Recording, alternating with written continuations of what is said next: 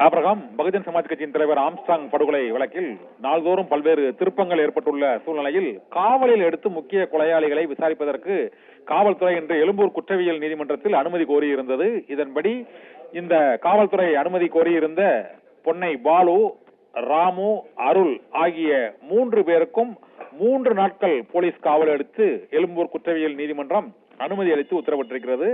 மற்றொரு முக்கிய குற்றவாளியாக இருக்கக்கூடிய பொன்னை பாலு, ராமு மற்றும் அருள் தவிர ஹரிஹரனுக்கு 4 நாட்கள் போலீஸ் காவலில் எடுத்து விசாரிப்பதற்கு அனுமதி அளிக்கப்பட்டிருக்கிறது.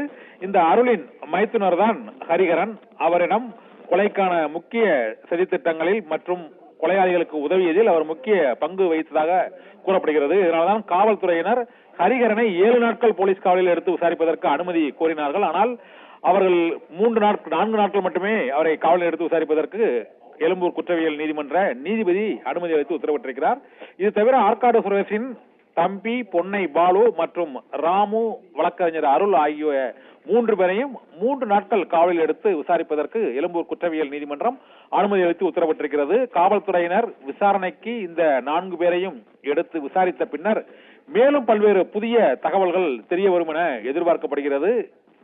பகுஜன் சமாஜ் கட்சியின் தலைவர் ஆம்ஸ்ட்ராங் படுகொலை செய்யப்பட்டது ஆருத்ரா நிதி நிறுவனத்தின் ஆதாய கொலையா அல்லது அரசியல் ரீதியான போட்டியா அல்லது ஆற்காடு சுரேஷின் கொலைக்கு பழிக்கு பழியா என்பது உள்ளிட்ட பல்வேறு முக்கிய சந்தேகங்கள், கேள்விகளுக்கு இதில் விடை கிடைக்க இருக்கிறது. சென்னை மாநகரில் உள்ள முக்கிய ரவுடி குரூப் அனைத்தும் ஒருங்கிணைந்து இந்த கொலையில் ஈடுபட்டதற்கான காரணம் என்ன என்றும் பகை வளர்ந்த கதை தொடர்பாகவும் இந்த 4 பேரையும் காவலில் எடுத்து விசாரித்த பிறகு மேலும் பல்வேறு அதிர்ச்சி தகவல்கள் வெளியாகும் என எதிர்பார்க்கப்படுகிறது. ஆபிரகாம், நன்றி கண்ணன்.